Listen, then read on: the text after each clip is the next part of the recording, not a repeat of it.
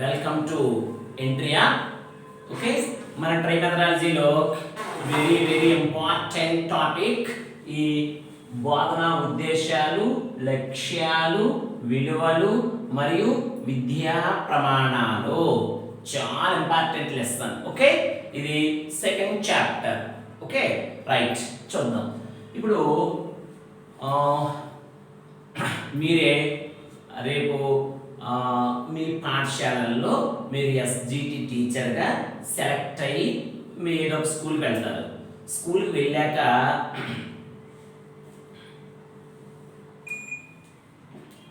వెళ్ళాక మీరు ఒక రియల్ టీచర్గా ఫీల్ అయ్యి వెళ్ళిన తర్వాత ఆ పిల్లలకి ఎలా చెప్పాలి, వీళ్ళు ఎలా ప్రజలకు చేయాలని ఆలోచిస్తారు.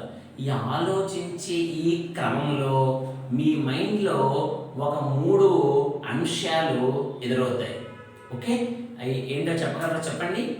ఏంటి మీకు ఒక టీచర్గా, ఒక రియల్ టీచర్గా ఫీల్ అయినప్పుడు మీ మైండ్లో ఒక 3 అంశాలు ఎదురవుతాయి. ఏంటవి చెప్పగలరా? రైట్. ఒకటి ఏమి బోధించాలి, ఒకటి ఈ ప్రశ్న ఉత్పన్నం అవుతుంది. రెండో ప్రశ్న చెప్పండి. వెరీ గుడ్, ఎలా బోధించాలి. మూడో ప్రశ్న అసలు ఎందుకు బోధించాలి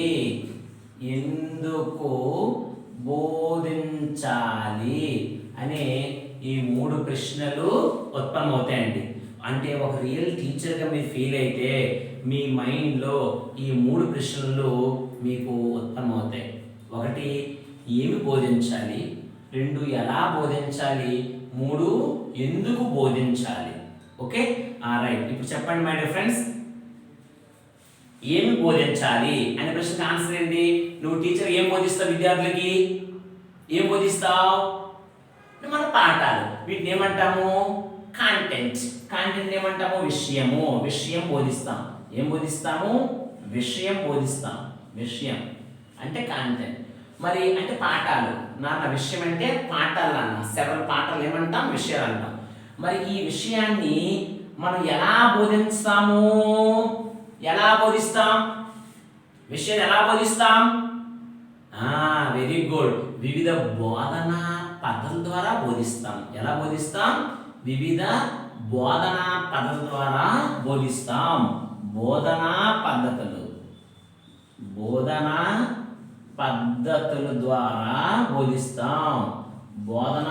ద్వారా బోధిస్తాం. ఓకే, మరి ఈ పాఠ్య విషయాన్ని వివిధ బోధనా పద్ధతుల ద్వారా మరి ఎందుకు బోధించాలా? వివిధ బోధనా పద్ధతుల ద్వారానే ఎందుకు బోధించాలా? Very good. ఈ పాఠ్య విషయాన్ని బోధనా పద్ధతి ద్వారా ఎందుకు బోధించాలంటే, ఒక ఉపాధ్యాయుడిగా ఈరోజు నాట్యం తయారు చేయడం వరకు మీకు ఒక 6వ క్లాస్కి చెబుతాను. లేకపోతే జీవులు ఎలా శ్వాసిస్తాయి అని ఒక 7వ తరగతికి బోధిస్తాం. లేకపోతే ఘాతాంకాలు బోధిస్తాం. మరి ఈ ఘాతాంకాల 40 నిమిషాల్లో బోధించినప్పుడు మనం ఏవో కొన్ని లక్ష్యాలు నిర్ణయించుకొని క్లాస్కి బోధిస్తాం కదా. ఓహో, వీళ్ళకి ఘాతాంకాలు సూత్రాలు నేర్పిస్తాను, లేకపోతే a to power of m into a to power of n is equal to a to power of m plus n అనేది ఉత్పాదిస్తాను అంటే ఏదో ఒకటి అనుకుని వస్తాం కదా. అంటే ఇవన్నీ ఏంటి? ఉత్పాదించడాలు, ఇవన్నీ అవగాహనలు, జ్ఞానము, వినియోగం, లక్ష్యాల అంటే ఒక లక్ష్యంతో మనం క్లాస్లో పాఠం బోధిస్తాం. మరి ఎందుకు బోధిస్తాము? మనం అనుకున్న లక్ష్యాలు సాధించడం కోసం. కాబట్టి ఈ విషయాన్ని బోధన ద్వారా ఎందుకు బోధించాలా? లక్ష్యాలను సాధించడానికి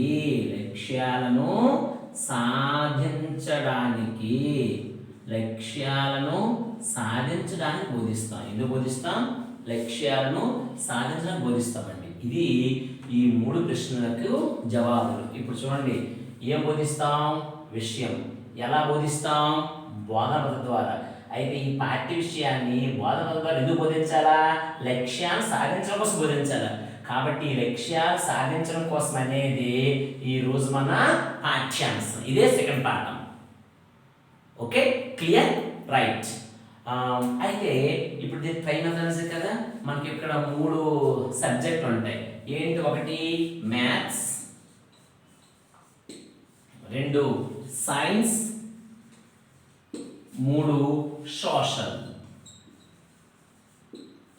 సబ్జెక్ట్స్. మరి ఈ మూడు సబ్జెక్టులు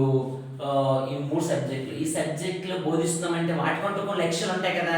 కాబట్టి ఇప్పుడు మ్యాథ్స్ సబ్జెక్ట్ యొక్క లక్ష్యాలు, అలాగే సైన్స్ యొక్క లక్ష్యాలు, అలాగే సోషల్ యొక్క లక్ష్యాలు. ఓకే, మరి గణిత సబ్జెక్ట్ అంటే గణితము మ్యాథ్స్కి ఏ లక్ష్యాలు ఉన్నాయి? ఒకటి నిత్య జీవిత సమస్యలు సాధించుట.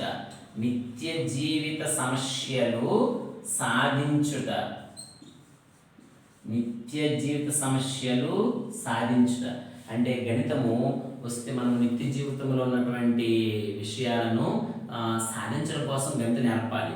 ఎందుకు? సపోజ్ ఇప్పుడు ఒక చిన్న అమ్మాయి ఉంది, ఆ అమ్మాయి జీవితంలో ఎన్నో పనులు చేస్తారు కదా.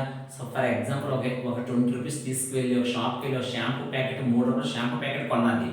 ఇంకా తనకు ఎంత కూడా తెలియాలి కదా. లేకపోతే మనం ఏవో కొన్ని పనులు చేస్తాం, రోజుకి 500 రూపాయలు కూలి అనుకోండి, 5 రోజులు పని చేస్తే మనకి ఎంత కూలి వస్తుంది తెలియాలి.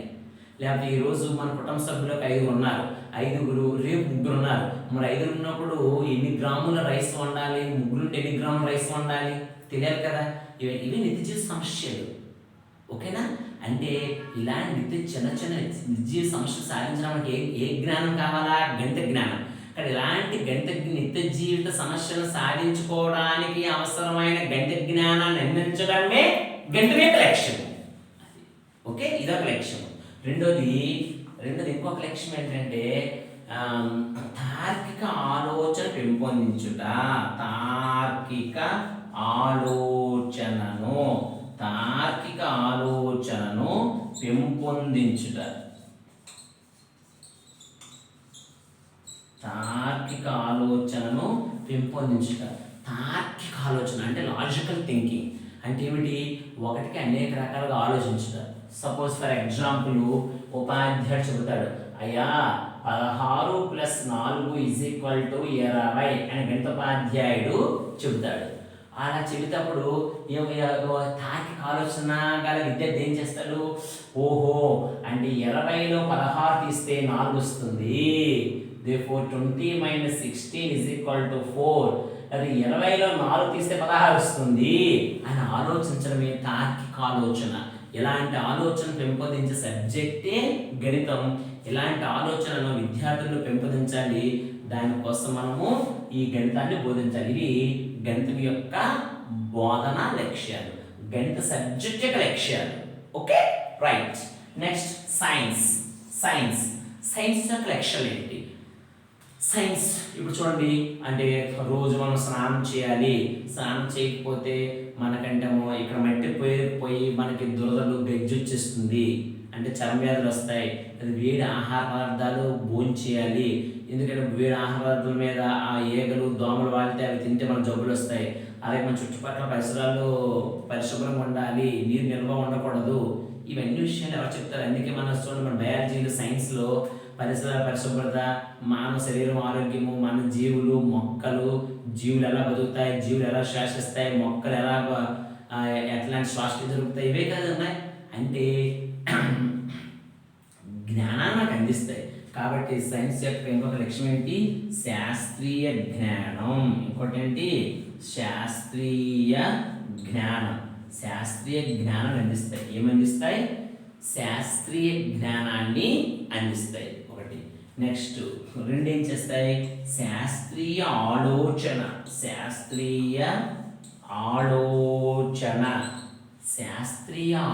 అండి. అంటే శాస్త్రీయ ఆలోచన అంటే ఏమిటి? ఫర్ ఎగ్జాంపుల్ చూడండి, మనకి జేమ్స్ వాట్ అనే సైంటిస్ట్ ఉన్నారు. ఈయన ఏం చేశారు? చిన్నప్పుడు వాళ్ళ అమ్మ పొయ్యి మీద అన్నం వండేటప్పుడు క్యాప్ పెట్టింది. ఇతను చూస్తే ఒకనొక సందర్భంలో ఆ క్యాప్ సడన్గా కింద పడిపోయింది. ఇతను ఆలోచించాడు, ఈ క్యాప్ని ఎవరు తీయలేదు, మా మమ్మీ తీయలేదు, నేను తీయలేదు, ఎవరు తీయలేదు, ఎందుకు ఇది కింద పడింది? ఓహో, అంటే ఆ పాత్ర లోపల ఉన్న నీటి ఆవిరి ఈ క్యాప్ని కిందకు పడేసే శక్తి కలదు. అంటే నీటి ఆవిరికి శక్తి ఉంది అని, ఆ ఆవిరికి శక్తి ఉంది అదే సామర్థ్యం ఉందని తెలుసుకుని ఆలోచించాడు. ఈ ఆలోచన అలా అలా అలా అలా బుగ్ ఇంజిన్, స్టీమ్ ఇంజిన్ కనుక్కున్నాడు, ఆవిరి యంత్రాన్ని కనుక్కున్నాడు. అంటే ఆలోచన డెవలప్ అయింది లేదా? అలాగే ఇన్సులిన్ కనుక్కున్న సైంటిస్ట్. కాబట్టి అలాగే న్యూటన్ యాపిల్ చెట్టు కింద కూర్చుంటే యాపిల్ పండు కింద పడింది. అప్పుడు ఆలోచించాడు, కింద ఎందుకు పడింది, మీదకి ఎందుకు వెళ్ళలేదు అని ఆలోచించాడు. కాబట్టి ప్రతిదీ శాస్త్రం అన్ని ఆలోచన ద్వారానే డెవలప్ అవుతాయి. మరి ఇలాంటి ఆలోచనలు వ్యక్తి కలిగించడానికి వాళ్ళకి ఏం బోధిస్తాం? సైన్స్. ఇక్కడ సైన్స్ ఏం చేస్తుంది? విద్యార్థుల ఆలోచన జ్ఞానాన్ని పెంపొందిస్తుంది. ఇక్కడ శాస్త్రీయ ఆలోచన పెంపొందించుట. ఓకే, శాస్త్రీయ ఆలోచనను పెంపొందించుట. శాస్త్రీయ ఆలోచనను పెంపొందించుట. ఓకే, నెక్స్ట్ ఇంకేం చేస్తుంది? శాస్త్రీయ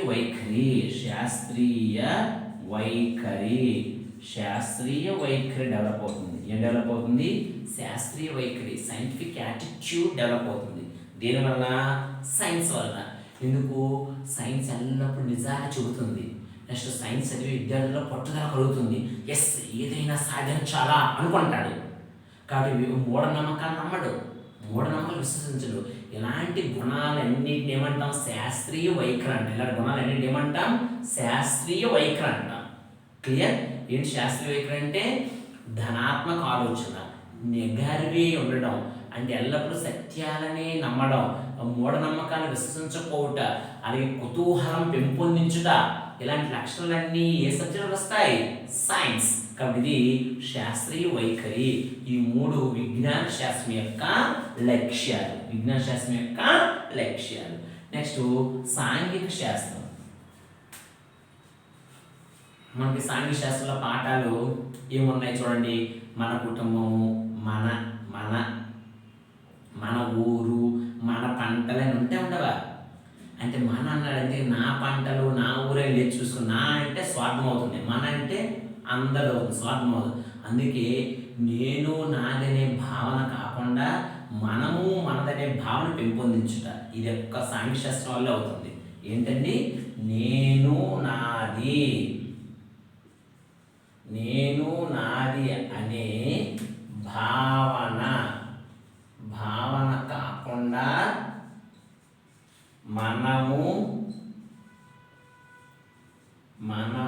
మనది అనే భావనను పెంపొందించుట. అది నేను నాదనే భావన కాకుండా మనము మనదనే భావన విద్యార్థులు పెంపొందించుట. ఇది సాంఘిక శాస్త్రం ఒక లక్ష్యం. మరి ఇంకేంటి? సాంఘిక శాస్త్రంలో పౌర హక్కులు, పౌర విధులు అన్నీ నేర్చుకుంటాం. అంటే ప్రాథమిక హక్కులు, ప్రాథమిక విధులు, ఆద్య సూత్రాలు, అలాగే జాతీయ సమైక్యత, నెక్స్ట్ మన మన భారత స్వాతంత్ర ఉద్యమ సాధన, ఇవన్నీ నేర్చుకుంటాం కదా. దీనివల్ల ఏం పెరుగుతుంది? మానవ సంబంధాలు అభివృద్ధి చెందుతాయి. ఎందుకు? ఒక బాలగంగాధర తిలక్ గారు, లేదా ఒక సుభాష్ చంద్రబోస్ గారు, లేదా గాంధీ గారు, సర్దార్ వల్లభాయ్ పటేల్, జవహర్ నెహ్రూ, వీళ్ళందరూ వాళ్ళ కోసం కాదు, అందరి కోసం చేశారు. అంటే వాళ్ళు మానవ సంబంధాలు, హ్యూమన్ రిలేషన్స్, ఇవి నేర్చుకోవడం వల్ల పిల్లవాళ్ళలో ఆ క్వాలిటీస్ డెవలప్ అవుతాయి. కాబట్టి మానవ సంబంధాలు అభివృద్ధి చెందించుట. మానవ సంబంధాలు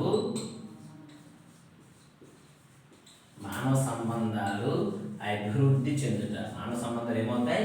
అభివృద్ధి చెందుతాయి. ఇది సాంఘిక శాస్త్రం యొక్క రెండో లక్ష్యం. నెక్స్ట్ పౌరసత్వ విలువలు కలుగు చేయుట. పౌరసత్వ విలువలు కలుగు చేయుట. పౌరసత్వ విలువలు కలుగు చేయుట అంటే సిటిజన్షిప్ వాల్యూస్ డెవలప్ చేయడం. ఇది కూడా సాంఘిక శాస్త్రం యొక్క లక్ష్యం. ఓకే, ఎందుకు? ఈ సాంఘిక శాస్త్రం చదివితేనే కదా ఆ విద్యార్థులు మంచి పౌరులుగా తయారవుతారు. కాబట్టి విద్యార్థుల్లో పౌరసత్వ విలువలు పెంపొందించుట. విద్యార్థులు ఏం పెంపొందించుట? పౌరసత్వ విలువలు పెంపొందించుట. Okay, right. నెక్స్ట్ వన్ జాతీయ సమైక్యత భావన కలుగు చేయుట. జాతీయ సమైక్యత భావన కలుగు చేయుట. జాతీయ సమైక్యత ఎందుకంటే మన భారతదేశము భిన్నత్వంలో ఏకత్వం. అంటే ఎన్నో మతాలు, ఎన్నో కులాలు, ఎన్నో వర్గాలు, ప్రాంతీయాలు ఉన్నాయి. కానీ ఏ రోజు మనము అవన్నీ కాకుండా ఎల్లప్పుడూ అన్నతమ్ముడు అక్కచెల్ల బ్రతుకుతాం. కాబట్టి ఇలాంటి భావన కలుగు చేస్తేనే మనందరం యూనిటీ ఉంటాం. అది లేకుండా నీది ఆ ప్రాంతం, నీది ఉత్తర భారతదేశం, దక్షిణ భారతదేశం, ఈశాన్య భారతదేశం, పశ్చిమ భారతదేశం అనుకుంటాం అనుకోండి, విడిపోతాం కదా. అప్పుడు విడిపోతే ఇతర దేశం ఇప్పటికే మనకు చైనా, పాకిస్తాన్ వాళ్ళు మన భారతదేశం అటాక్ చేస్తున్నారు. అప్పుడు మనం ముక్క లేకపోతే ఇంకా మనం వాళ్ళకి లూజ్ అయిపోతాం. అందుకు ఎప్పుడైతే మనం యూనిటీగా ఉన్నామో అప్పుడు మనల్ని ఎవరు ఎదిరించలేరు. అప్పుడు మనము ఈ ప్రపంచంలో అగ్రదేశాన్ని ఎదుగుతాం.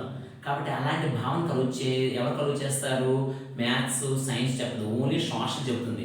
కాబట్టి జాతీయ సమైక్యత భావన విద్యార్థుల్లో కలుగు చేయటం, ఇది కూడా సాంఘిక శాస్త్రం యొక్క ఒక లక్ష్యం. Okay, right. నెక్స్ట్ తర్వాత అంతర్జాతీయ అవగాహన పెంపొందించుట. అంతర్జాతీయ అవగాహన పెంపొందించుట. విద్యార్థులు ఏం చేయాలా?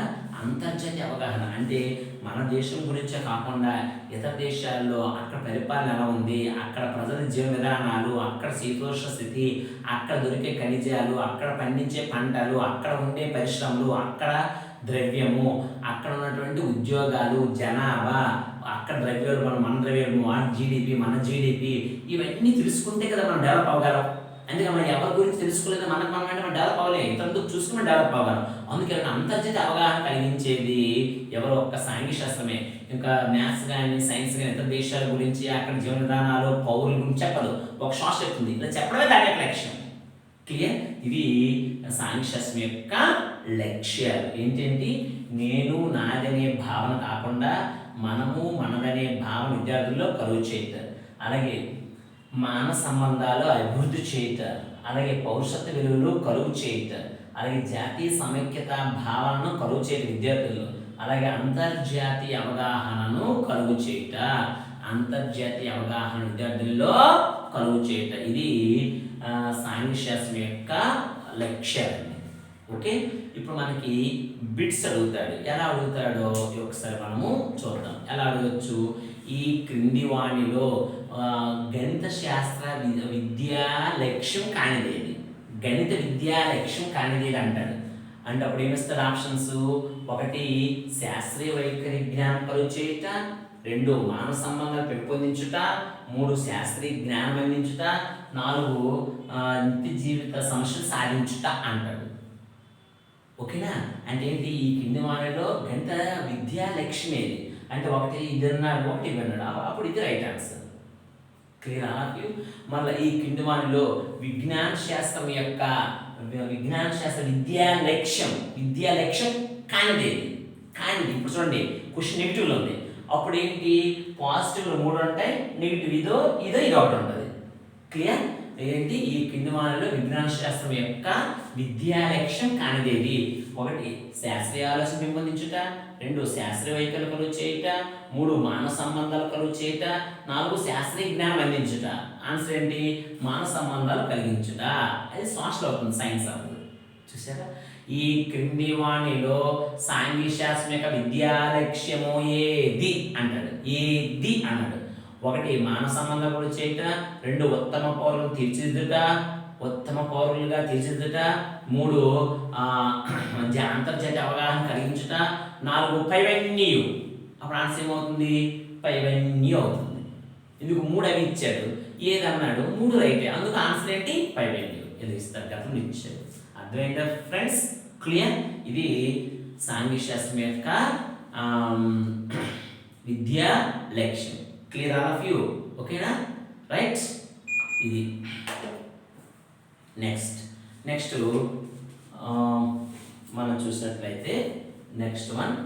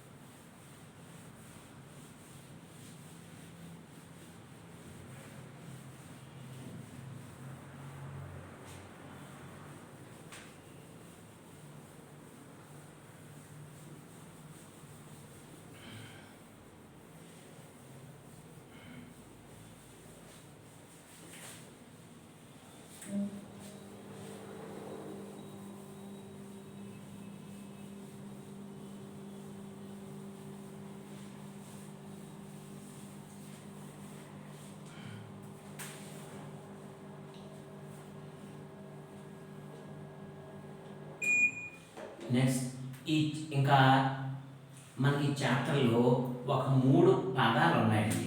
3 పదాలు. ఆ 3 పదాలు మీకు తెలుసు. అదేంటంటే ఒకటి గమ్యం, గమ్యం. రెండోది ఉద్దేశం, ఉద్దేశం. మూడోది లక్ష్యం, లక్ష్యం అని ఈ 3 పదాలు ఉన్నాయి. ఈ 3 పదాలు మన పరిభాషలో సమానంగా వాడతాం, కానీ మన మెథడాలజీలో ఈ 3 మధ్య చాలా తేడా ఉంది. ఎంత తేడా అంటే ముఖేష్ అంబానీకును నా పేరు ముఖేష్కి ఉన్నంత తేడా ఉంది. Okay, right. మీరు కూడా గతంలో XYZ దగ్గర ఈ 3 పదాలు వినుంటారు, కానీ మరలా మర్చిపోయి ఉంటారు. అందుకు నేను మన 3 పదాలు స్లైట్ కన్ఫ్యూజ్ ఉంటుంది. అందుకే మీరు ఏం చేస్తానంటే ఈ 3 పదాల మధ్యన ఒక భేదాన్ని ఒక చిన్న స్టోరీ చెప్పి మీకు ఆ 3 పదాల మధ్య గల భేదాలు వివరిస్తాను. చూడండి మై డియర్ ఫ్రెండ్స్. ఇప్పుడు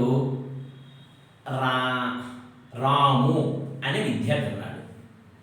ఈ రాము అనే విద్యార్థి డిగ్రీ చదువుతున్నాడు, డిగ్రీ ఫైనల్ ఇయర్. ఒకరోజు రాము ఆ రోజు సెప్టెంబర్ 5 రోజు టీవీ చూస్తున్నాడు. ఆ టీవీలో మనవాడు చూసినప్పుడు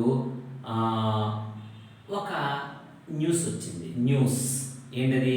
ఏంట న్యూస్ అంటే ఈరోజు జాతీయ ఉపాధ్యాయ దినోత్సవం సందర్భంగా జాతీయ స్థాయిలో గెలుపొందిన ఉపాధ్యాయులకి రాష్ట్రపతి రామ్నాథ్ కోవింద్ గారు ఉత్తమ ఉపాధ్యాయ అవార్డులు ప్రదానోత్సవం చేశారు అనేది ఒక న్యూస్. ఇది మన రాము విన్నాడు. విన్నంటే వాడి మనసులో ఎస్, నేను కూడా ఎప్పటికైనా ఈ జాతీయ ఉత్తమ ఉపాధ్యాయ అవార్డు సాధించాలా అని అనుకున్నాడు. జాతీయ ఉత్తమ ఉపాధ్యాయ అవార్డు సాధించాలని అనుకొని వెరీ గుడ్ అనుకుని మరుసటి రోజు కాలేజ్కి వెళ్ళాడు. వాళ్ళ టీచర్ని అడిగాడు. అక్కడ ఆ డిగ్రీలో ఉన్నటువంటి సార్స్ టీచర్స్ని అడిగి, సార్ నేను నేషనల్ బెస్ట్ టీచర్ అవార్డు నాకు కావాలి, నేను ఏం చేయాలి సార్ అని అడిగాడు. అప్పుడు అవరే బాబు, నువ్వు ఫస్ట్ టీచర్ అవ్వాలరా, టీచర్ అయితే నేను ఆ అవార్డు ఇస్తాను చెప్పారు. ఓహో అలాగా సార్, అయితే డిగ్రీ ఫైనల్ పాస్ అయిపోయిన వెంటనే ఈ శ్రీ చైతన్య నారాయణ టెక్నో స్కూల్లో జాయిన్ అవుతాను సార్, అప్పుడు నేను నేషనల్ బెస్ట్ టీచర్ అవార్డు తెచ్చుకుంటాను అన్నాడు. అప్పుడు సార్ చెప్పారు, నో అలా కాదు, గవర్నమెంట్ టీచర్ అయితే ఇస్తారు అవార్డు. ఎందుకంటే గవర్నమెంట్ పాఠశాలలో కొంత పేద విద్యార్థులు చదువుకుంటారు. ఆ పేద విద్యార్థులకి మన విద్యాబుద్ధులు నేర్పినందుకు గాను మన సేవకి గుర్తింపుగా మనకి ప్రభుత్వం అవార్డు సత్కరిస్తుందని చెప్పారు. ఓహో సార్, గవర్నమెంట్ టీచర్ ఉద్యోగం చేయాలా? మరి గవర్నమెంట్ టీచర్ అవ్వాలంటే ఏం చేయాలి సార్? నాన్న, గవర్నమెంట్ టీచర్ అవ్వాలంటే ఫస్ట్ నువ్వు డిగ్రీ ఫైనల్ ఇయర్ పాస్ అవ్వాలి, తర్వాత TTC notification, BEd notification, entrance notification వస్తా దానికి అప్లై చేయాలి. అప్లై చేసిన తర్వాత అప్పుడు మరి బీఈడి ఎంట్రన్స్ రాయాలి, అందులో మంచి ర్యాంక్ తెచ్చుకోవాలి. ఆ ర్యాంక్ తెచ్చుకున్న తర్వాత మరి బీఈడి కానీ టీసీ కానీ 2 years చదవాలి. చదివి అది పాస్ అవ్వాలి. పాస్ అయితే అప్పుడు టెట్ నోటిఫికేషన్ వస్తుంది. టెట్లో క్వాలిఫై అవ్వాలి. ఆ క్వాలిఫై అయితే మళ్ళీ డిఎస్సి నోటిఫికేషన్ వస్తుంది. డిఎస్సిలో అప్పుడు మీ జిల్లాలో నువ్వు మెరిట్ సాధించాలి. అప్పుడు నీకు డిఓ గారు పిలిచి నీకు ఉద్యోగం ఇస్తారని చెప్పారు. ఓహో సార్, ఎంత ప్రాసెస్ చేయాలా? అవునాయి అని చెప్పారు. ఇది స్టోరీ మీకు అర్థమైంది కదా? రైట్. చూడండి ఇప్పుడు ఈ స్టోరీలో రాము ఏమనుకున్నాడు? ఫస్ట్ ఎలాగే నేషనల్ బెస్ట్ టీచర్ అవార్డు సాధించాలనుకున్నాడు. అది ఒక రోజులో అయిపోతుందా? ఫస్ట్ వీడు డిగ్రీ ఫైనల్ అంటే వీడి వయసు ఎంత? 18 సంవత్సరాలు. మరి 18 మరి డిఎస్సీలు, టెట్లు, టీటీసీలు ఇవన్నీ అయ్యేసరికి 22-23 అవుతాయి. అంటే మనవాడికి ఒక 25 జాబ్ వస్తుంది. ఎందుకు ఎట్ టైం రాదు కదా, ఒకసారి 2 సార్లు రాకపోవచ్చు. అప్పుడు మరి 25 జాబ్ వచ్చింది అనుకోండి, మరి వెంటనే పిలిచిస్తారా? ఫస్ట్ మనం నేషనల్ బెస్ట్ టీచర్ రావాలంటే మండల్ లెవెల్లో, డిస్ట్రిక్ట్ లెవెల్లో ఏదో ఒక బెస్ట్ టీచర్ సాధించాలి. ఇది క్రైటీరియా. ఇది ఉంటేనే, ఇది సాధిస్తేనే దానికి ఎలిజిబుల్ అవుతారు. మరి ఇది రావాలంటే కొంత ఎక్స్పీరియన్స్ ఉంటుంది. ఎందుకు మా స్కూల్లో లేదా మనలో సీనియర్ టీచర్లు ఉంటారు కదా, నువ్వు వెళ్ళగానే ఫ్రెష్గా నీకు ఇచ్చిరు ఉన్న టీచర్లు. మరి అందుకు నువ్వు ఒక 10-15 years సర్వీస్ చేయాలి. అంటే ఒక 15 years చేశాను, 25-15 అంతా 40. ఓకే, 40 సంవత్సరాలు నీకు డిస్ట్రిక్ట్ లెవెల్లో, మండల లెవెల్లో అవార్డు వస్తుంది. మరి నీకు నేషనల్ లెవెల్ రావాలంటే అప్పుడు మన నేషనల్ లెవెల్ సిఫార్సు చేయాలి. వాళ్ళు ఫస్ట్ టైం ఇలా ఎంతోమంది సిఫార్సు చేస్తారు, మన స్టేట్ నుంచి వెళ్తారు. అందులో ఎవరన్నా కొందరు సెలెక్ట్ చేస్తారు, ఏ మినిస్టర్ రికమెండేషన్ కూడా ఉండాలి. అవునా? మరి ఎలాగైతే నువ్వు 2-3 సార్లు తెప్పవచ్చు, ఏదో నీకు ఒక 55 సంవత్సరాలు వస్తాయి. ఇంకా 4 సంవత్సరాలు 2 సంవత్సరాలు రిటైర్ అయిపోతావు. అంటే రిటైర్మెంట్ ముందులో వస్తుంది. ఇవన్నీ చేస్తే అంటే నువ్వు టెట్ క్వాలిఫై అయిపోయి ఫస్ట్ డిఎస్సి వస్తే ఇవన్నీ రాకపోతే ఇది లేదు. అవునా? అంటే దీనికి ఎంత ఏం పట్టిందా లేదా? కాబట్టి ఇలా విశాలమైనది లేదా దీర్ఘకాలిక ప్రయోజనం ఉన్న దానిని ఏమన్నాము? గమ్యం అంటారు. ఏమంటారు? గమ్యం. ఇప్పుడు అర్థం గమ్యం అంటే ఇక్కడ ఈ స్టోరీలో గమ్యం ఏంటి? National best teacher award. స్టోరీలో గమ్యం ఏంటి? National best teacher award. అర్థమైందా? అంటే విశాలమైనది లేదా దీర్ఘకాలిక ప్రయోజనం కలది. ఏంటి? దీర్ఘకాలిక ప్రయోజనం కలది. దీర్ఘకాలిక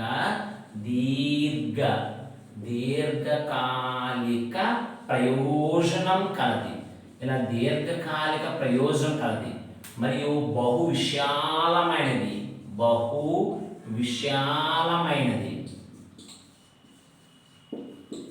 దీర్ఘకాలిక ప్రయోజనం కలది మరియు బహు విశాలమైనది అని ఏమంటాం? గమ్యం అంటాం. ఓకే, దీనిని అయితే ఇప్పుడు చూడండి, ఇక్కడ మన స్టోరీలో మన రాము ఏమనుకున్నాడు? నేషనల్ బెస్ట్ టీచర్ అవార్డు సాధించాలనుకున్నాడు. మరి నేషనల్ బెస్ట్ టీచర్ అవార్డు మన ఉపాధ్యాయ వృత్తిలో ఇంకా నేషనల్ బెస్ట్ టీచర్ అవార్డు కన్నా ఇంకా పెద్ద అవార్డు ఉందా? లేదు. కాబట్టి నేషనల్ బెస్ట్ టీచర్ అవార్డే అత్యంత పెద్దది. కాబట్టి ఇదే మన విద్యారంగంలో అత్యుత్తమైనది, ఇదే అంతిమమైనది. కాబట్టి గమ్యాలు అనేవి అంతిమ ప్రకటనలు.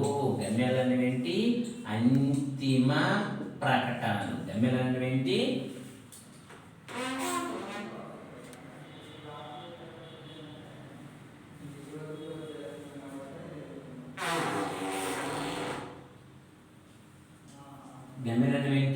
అంతిమ ప్రకటనలు. ఇవేంటివి? అంతిమ ప్రకటనలు.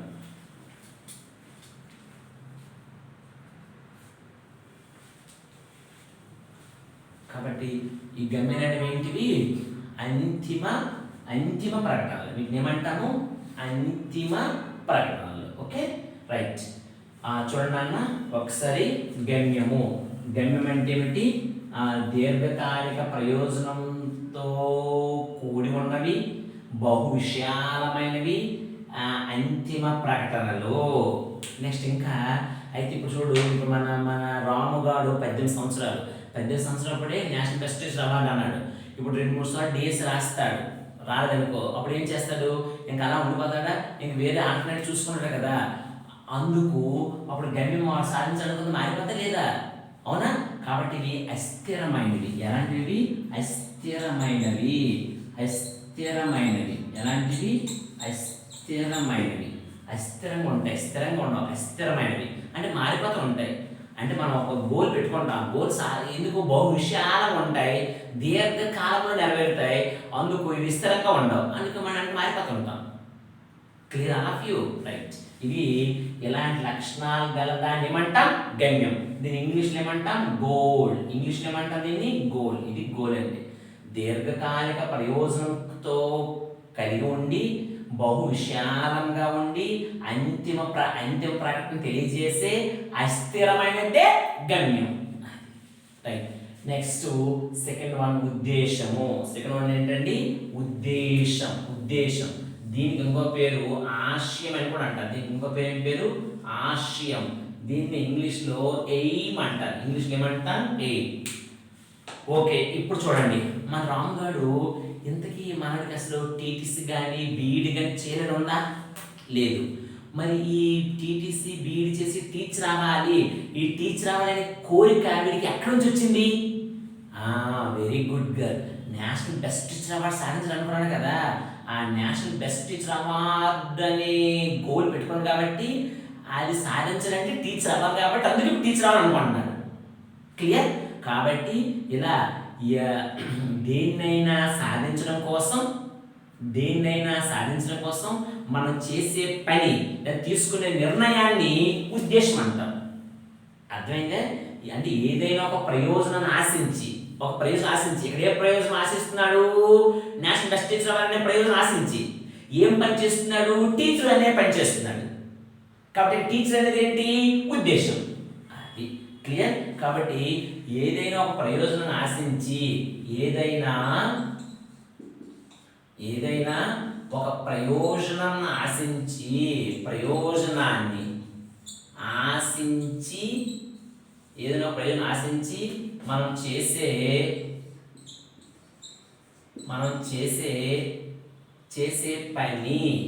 పని లేదా తీసుకునే నిర్ణయాన్ని ఉద్దేశం అంటారు. నిర్ణయాన్ని ఏమంటాం? ఉద్దేశం అంటారు. ఓకే. మరి మనం మన జీవితంలో మనం ప్రతిదీ ఏం పని చేసినా ఏదో ఒకటి సాధించడానికే కదా, అవునా కదా? అందుకు ఇవి సాధారణంగా ఉంటాయి, అందరికి ఉంటాయి. అందుకు వీటిని సాధారణ ప్రకటనలు అంటారు. వీటిని ఏమంటాము? సాధారణ ప్రకటనలు అంటారు. వీటిని ఏమంటాము? సాధారణ ప్రకటనలు అంటారు. వీటిని ఏమంటారు నాన్న? సాధారణ ప్రకటనలు. ఓకే. అయితే వీటిని మనం సాధించగలమా అంటే ఇక్కడ టీచర్ ఉద్యోగం అనేది కంపల్సరీ చెప్పగలమా? నో, మే ఆర్ మేబీ, అంటే టీచర్ అవ్వచ్చు అవ్వకపోవచ్చు. కాబట్టి వీటిని సాధించవచ్చు లేదా సాధించకపోవచ్చు.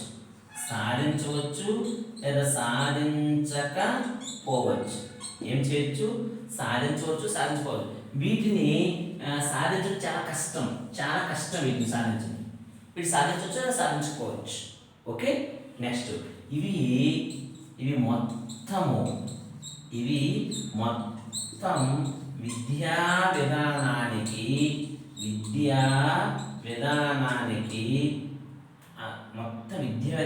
మార్గదర్శకంగా ఉంటాయి.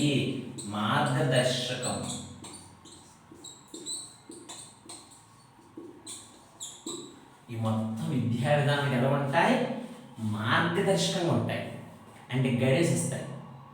ఓకే. అందుకే జాన్ డ్యూయి అంటాడు, ఉద్దేశాలు అనేవి ఎల్లప్పుడూ మన కళ్ళ ముందర కనిపిస్తూ మన సరైన మార్గంలో నడిపిస్తాయి అంటాడు. ఎవరు? John Dewey. ఏమన్నాడు జాన్ డ్యూయి గారు? ఉద్దేశాలు ఎల్లప్పుడూ జాన్ డ్యూయి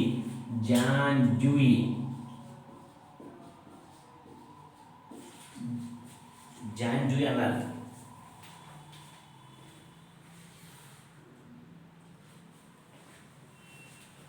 జాన్ డ్యూయి అన్నారు. ఏమన్నారు? ఉద్దేశం ఎల్లప్పుడూ మన కళ్ళ ముందర కనిపిస్తూ మనల్ని సరైన మార్గం నడిపిస్తూ మనం ప్రోత్సహిస్తుంది అన్నారు ఆయన. అందుకే మొత్తం విద్యార్థులకి మార్గదర్శనం ఉంటాయి. నెక్స్ట్ ఇవి ఎక్కడ నుంచి ఏర్పడతాయి? ఉద్దేశాలు గమ్యాల నుంచి ఏర్పడతాయి. ఉద్దేశాలు ఎక్కడ నుంచి ఏర్పడతాయి? గమ్యాల నుంచి ఉద్దేశాలు అనేవి ఏర్పడతాయి. ఎక్కడి నుంచి ఏర్పడతాయి? గమ్యాల నుంచి ఉద్దేశాలు ఏర్పడతాయి. ఓకే. ఏదైనా ఒక ప్రయోజనం ఆశించి మనం చేసే పనిగా తీసుకున్న ఏమంటాం? ఉద్దేశం అంటాం. ఇవి ఎల్లప్పుడు ఎక్కడి నుంచి ఏర్పడతాయి? గమ్యాల నుంచి ఏర్పడతాయి. వీటిని సాధారణ ప్రకటనలు అనొచ్చు. వీటిని సాధించవచ్చు, సాధించకపోవచ్చు. ఇవి మొత్తం విద్యా విధానానికి మార్గదర్శకంగా ఉంటాయి. ఓకే. నెక్స్ట్ లక్ష్యం. ఓకే నాన్న, ఇక్కడ నేషనల్ బెస్ట్ టీచర్ అవార్డు గమ్యం, టీచర్ ఉద్యోగం సాధించడం ఉద్దేశం. ఓకే. మరి టీచర్ ఉద్యోగం సాధించడానికి ఇప్పుడు పిల్లవాడు ఏం చేస్తాడు? ఫస్ట్ డిగ్రీ ఫైనల్ పాస్ అయిపోవాలి, తక్కువ టైంలో అవుతుంది కదా. తర్వాత బీఈడి ఎంట్రన్స్, తర్వాత బీఈడి చదవడం, తర్వాత బీఈడి పాస్ అయిపోవడం, తర్వాత టెట్ క్వాలిఫై అయిపోవడం. అంటే ఇవన్నీ అనుకుంటే ఒక 2 or 3 monthsలో అన్నీ కంప్లీట్ చేస్తుంది లేదా? అంటే విద్యార్థి సాధించడానికి వీలుండే అది చిన్న కార్యక్రమాలు ఏమంటాం? లక్ష్యం అంటాం. అది ఓకేనా? కాబట్టి సాధించడానికి వీలుగా ఉండే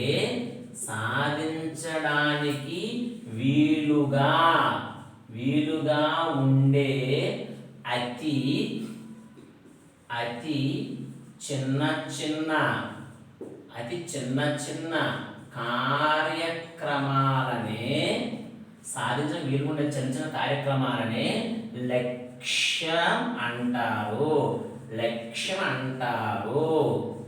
లక్ష్యం అంటారు. సాధించడానికి వీలుగా ఉండే అతి చిన్న కార్యక్రమాలు ఏమంటాం? లక్ష్యం అంటాం.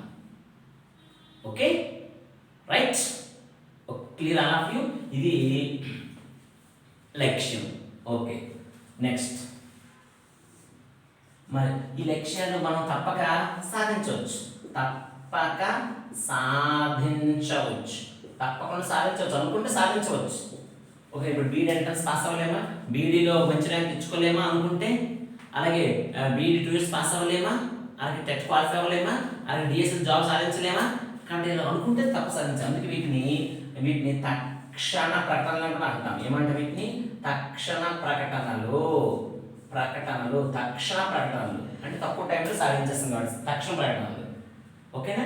ఇవి ఎల్లప్పుడు ఎక్కడ చేపడతాయి? ఉద్దేశం చేపడతాయి. ఎందుకు ఉద్దేశం ఇక్కడ అనుకున్నాం కదా, ఏంటి ఉద్దేశం? టీచర్ అవ్వాలి. మరి టీచర్ అవ్వడానికి కూడా మనం బీఈడికి ఎంట్రన్స్ అప్లై చేసాం. అదే టీచర్ అవ్వాలనే కోరికే లేకపోతే, అంటే ఉద్దేశం లేకపోతే మనం ఐసెట్ రాసుకుని ఎంబీఏ ఎంసీ చేసుకోవాలి కదా, అవునా? కానీ ఇక్కడ ఉద్దేశం ఏంటి? టీచర్. దానికోసం మనం చేసేది ఏంటి? ఇది బీఈడి ఎంట్రన్స్లు టీటీసీలు రాయడం. కాబట్టి ఇవి ఎక్కడ చేపడతాయి? ఉద్దేశం చేపడతాయి, లక్ష్యాలు. ఓకే, నెక్స్ట్ ఈ లక్ష్యాలు తప్పక సాధించవచ్చు. అందుకే వీటిని స్వల్పకాలిక గమ్యం అంటాం. ఇది ఏమంటాము? స్వల్పకాలిక గమ్యం. ఎందుకు గమ్యం అంటే మనం ఏదైనా సాధించడం చేసేది. ఇక్కడ కూడా తక్కువకాలం అయిపోతుంది స్వల్పకాలిక గమ్యం. ఇదేంటిది? దీర్ఘకాలిక గమ్యం. అంటే ఏ విధంగా కంపేర్ చేస్తే దీన్ని దీర్ఘకాలిక గమ్యం అనవచ్చు. దీర్ఘకాలిక గమ్యం అనవచ్చు. ఏమన్నారు? దీన్ని దీర్ఘకాలిక గమ్యం అని అనవచ్చు. ఓకేనా? ఇది ఉద్దేశాలు, లక్ష్యాలు. ఓకేనా? చూడండి, గమ్యం నుంచి ఏమొచ్చింది? ఉద్దేశాలు. ఉద్దేశం నుంచి ఏమొచ్చాయి? లక్ష్యాలు. ఓకేనా? అయితే మళ్ళా ఒక్కొక్క లక్ష్యం సాధించుకుంటూ వెళ్ళిపోతే దేని చేరుకోవచ్చు? ఉద్దేశాన్ని. ఒక్కొక్క ఉద్దేశం సాధించుకుంటూ దేని చేరుకోవచ్చు? గమ్యాన్ని. అంటే లక్ష్యాలు, ఉద్దేశాలకి సోపానాలు అంటే స్టెప్స్. ఉద్దేశాలు గమ్య సాధనకు సోపానాలు. గమ్య సాధనకు సోపానాలు. ఉద్దేశాలు గమ్యాలను సాధించడానికి సోపానాలు.